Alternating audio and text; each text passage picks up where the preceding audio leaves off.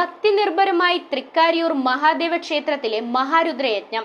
ക്ഷേത്രം തന്ത്രി ബ്രഹ്മശ്രീ ഭദ്രകാളി മറ്റപ്പള്ളി നാരായണൻ നമ്പൂതിരിയുടെ നേതൃത്വത്തിൽ 11 ദിവസം നീണ്ടുനിന്ന യജ്ഞമാണ് സമാപിച്ചത്.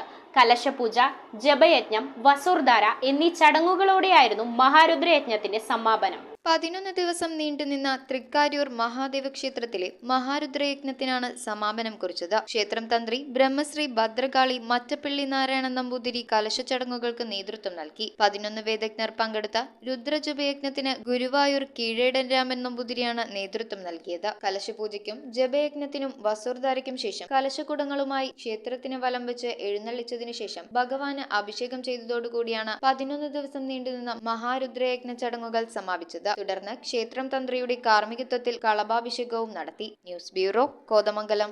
Would, modular, interior, steel, sofas എന്നീ ഫർണിച്ചറുകൾ ഒറ്റ ഫാക്ടറിയിൽ ഉൽപ്പാദിപ്പിക്കുന്ന ഏക സ്ഥാപനം. ആർക്കിടെക്ചറൽ ആൻഡ് ട്രഡീഷണൽ ഡിസൈൻസ് ആവശ്യാനുസരണം നിർമ്മിച്ചു കൊടുക്കുന്നു. നിങ്ങളുടെ സ്വപ്ന ഭവനം ഒരു സ്റ്റേറ്റ് ഓഫ് ആർട്ടാക്കുവാൻ വിശ്വസ്തയോടെ എന്നും നിങ്ങളോടൊപ്പം. ഇറമ്പത്ത് ഇറ ഫർണിച്ചർ, കോട്ടപ്പടി, കോതമംഗലം. ഇനി കൂത്താട്ടുകുളത്ത്.